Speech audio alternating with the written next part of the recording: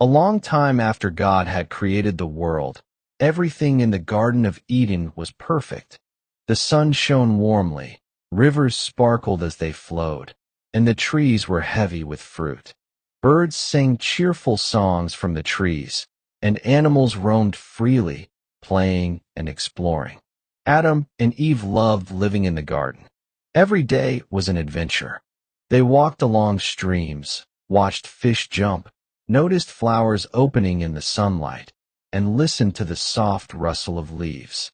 Sometimes, a butterfly would land on Eve's hand, or a curious monkey would peek at Adam while he named the animals. God had given them everything they could need. They could eat from any tree in the garden, except one. God had told them clearly, "Of every tree of the garden thou mayest freely eat, but of the tree of the knowledge of good and evil thou shalt not eat of it.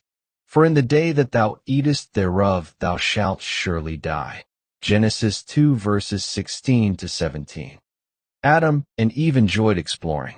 They watched tiny ants march in perfect lines, rabbits hopping and sniffing the grass, and birds learning to fly. Sometimes the birds flapped and flopped awkwardly before soaring gracefully, and Adam would laugh. Eve would pick up a piece of fruit, smell it, and marvel at the colors. Even the sun seemed brighter when it touched the rivers or the soft grass. One day, as Eve wandered near the tree God had told them not to eat from, she noticed something strange. A serpent was there, slithering quietly through the grass. It was clever, smooth, and it could speak. The serpent said to her, "Yeah, hath God said, ye shall not eat of every tree of the garden?" Eve looked at the serpent carefully. "We may eat of the fruit of the trees of the garden, but of the fruit of the tree which is in the midst of the garden, God hath said, Ye shall not eat of it, neither shall ye touch it, lest ye die." The serpent's eyes glimmered as he said, "Ye shall not surely die, for God doth know that in the day ye eat thereof, then your eyes shall be opened, and ye shall be as gods, knowing good and evil." Genesis 3 verses 4 to 5. Eve hesitated. She looked at the fruit. It was bright, shiny, and seemed so tempting. She wondered what it would be like to know everything, to understand good and evil. The serpent's words made it sound exciting. Eve reached out and took a piece of the fruit. She felt its texture, smelled its sweetness, and then she ate it. It was strange and wonderful, yet somehow frightening. She thought for a moment about God's warning, but curiosity and desire to understand overcame her hesitation. Then she looked at Adam and offered him some. Adam took it and ate it too. Immediately, they felt different. They realized they were naked. A strange fear filled them, and shame prickled their hearts. The garden that had been so peaceful now seemed vast and unfamiliar.